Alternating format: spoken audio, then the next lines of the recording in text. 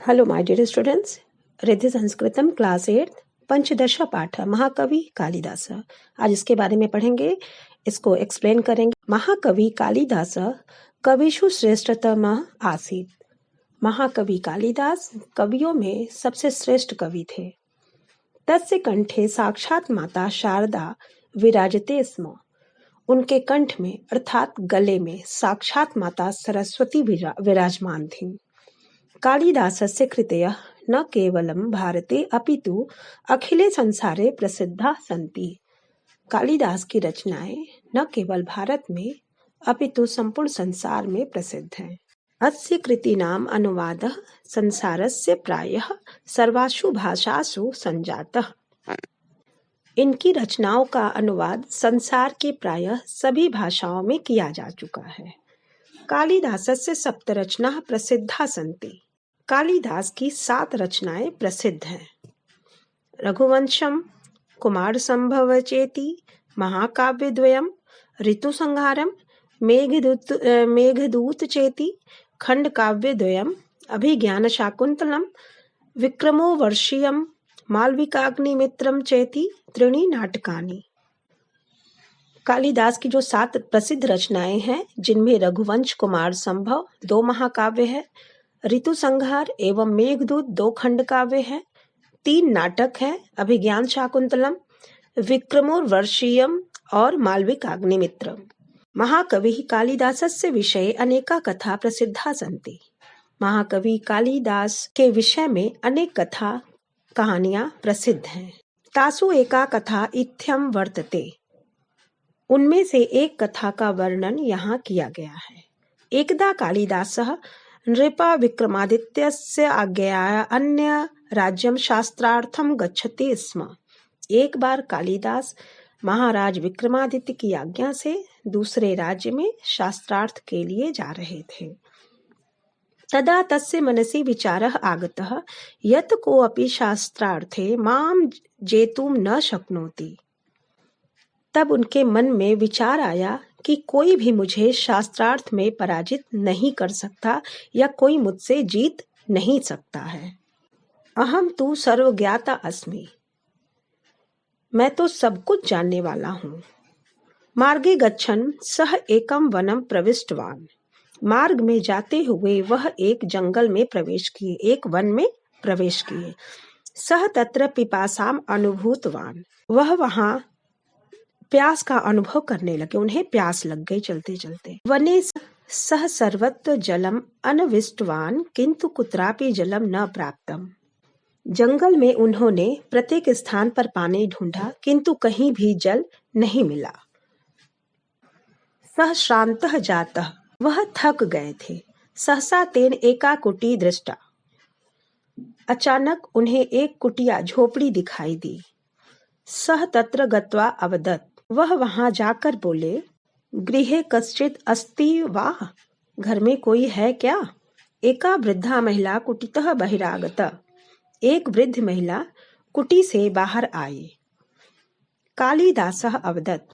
कालिदास बोले, अहम पिपासतः अस्मि, कृपया जलम पाययतु। मैं प्यासा हूँ, कृपया मुझे जल पिलाइए। तदा वृद्धा अपृच्छत्। तब वृद्ध महिला ने पूछा, अहम तु भवंतम न जानामि, कथम जलम पायामि। मैं तो आपको नहीं जानती, कैसे जल पिलाऊं आप? को भवान, आप कौन हैं? कालिदासः साश्चर्येण अवदत्, भवती माम न जानती। कालिदास ने आश्चर्य से पूछा, आप मुझे नहीं जानती हैं? अहम विद्वान अस्मि। मैं विद्वान हूँ। मम यशः सर्वत्र प्रसृतम।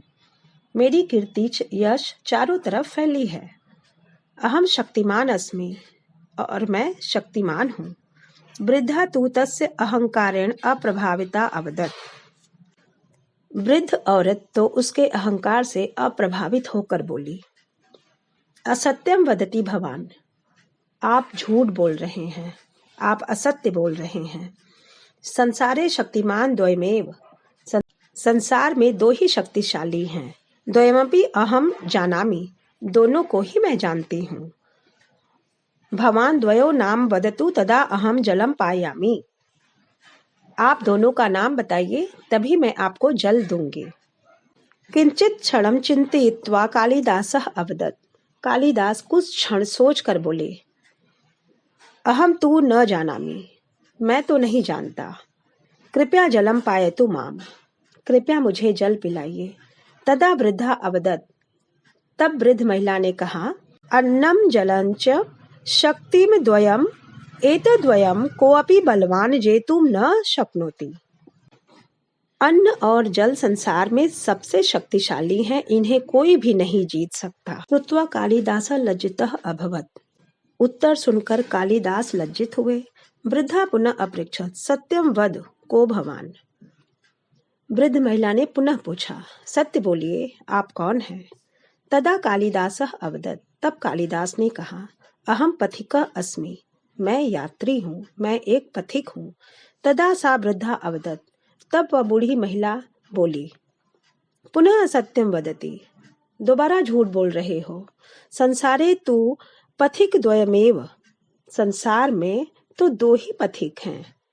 द्वये नाम उक्त्वा जलम पातुम शक्नोति, दोनों का नाम बताकर जल प्राप्त कर सकते हो। पिपासया कालिदासस्य बुद्धि क्षीण माना जाता। प्यास के मारे कालिदास की बुद्धि काम नहीं कर रही थी। Page number 94। सह अवदत्, वह बोले, अहम न जानामि, मैं नहीं जानता। भवती एव वदतु, आप ही बताइए।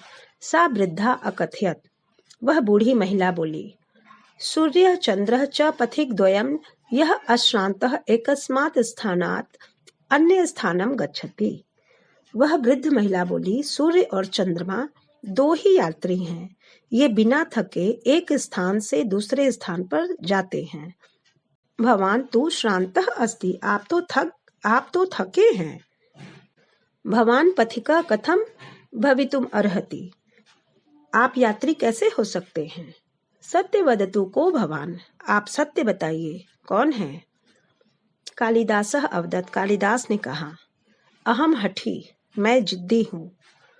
सा वृद्धा पुनः अकथयत्, वह बूढ़ी महिला दोबारा बोली, न भवान हठी कथम भवितुम अर्हति, आप हठी या जिद्दी कैसे हो सकते हैं? हठी द्वयमेव, हठी तो दो ही हैं। यदि भवान द्वयस्यापि नाम वदति तर्हि अहम जलम पायामि, यदि आप उन दोनों का नाम बताएं तो मैं जल पिलाऊं।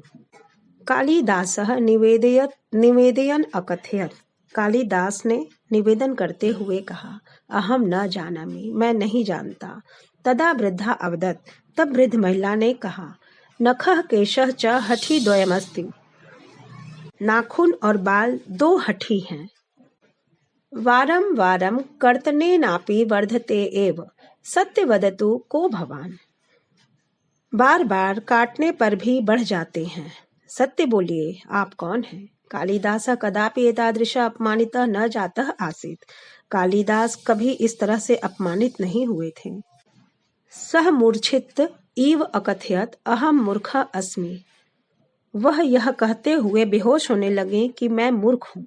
सा वृद्धा अकथयत्, वह वृद्ध महिला ने कहा, पुनः असत्यम वदति, फिर से आप झूठ बोल रहे हैं। मूर्ख द्वयमेव द्वयस्यापि नाम वदतु, मूर्ख दो ही हैं, दोनों का नाम बताइए। कालिदास अवदत्, कालिदास ने कहा, अहम न जानामि, मैं नहीं जानता।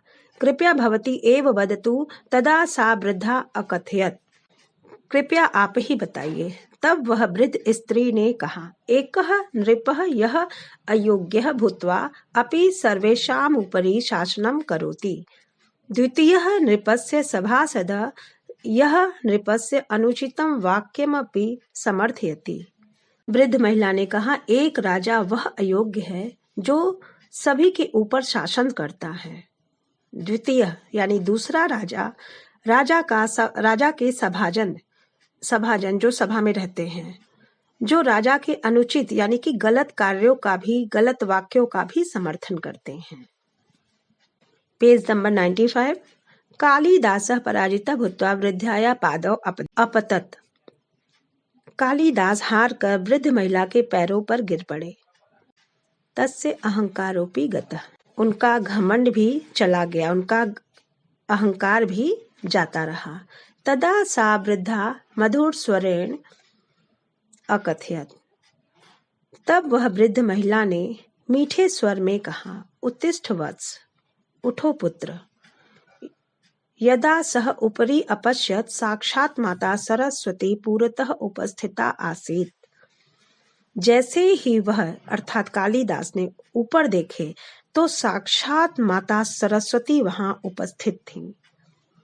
सह क्षमा याचनाम अकरोत्। माता सरस्वती से वह क्षमा याचना की अर्थात क्षमा मांगने लगे। तदा माता सरस्वती कथयत। तब माता सरस्वती ने कहा, ज्ञान विघ्नो अहंकार। अहंकार से ज्ञान का नाश हो जाता है, अर्थात हमें अहंकार नहीं करना चाहिए। अपि च न हरिष्यत्यात्म सम्माने नावमानिने तप्यत गांगो हृदय इवाक्षोभ्यो यह स पंडित उच्यते। अर्थात यह सम्मानम प्राप्य न तु अहंकारम करोति न हि अपमानेन दुःखः भवति।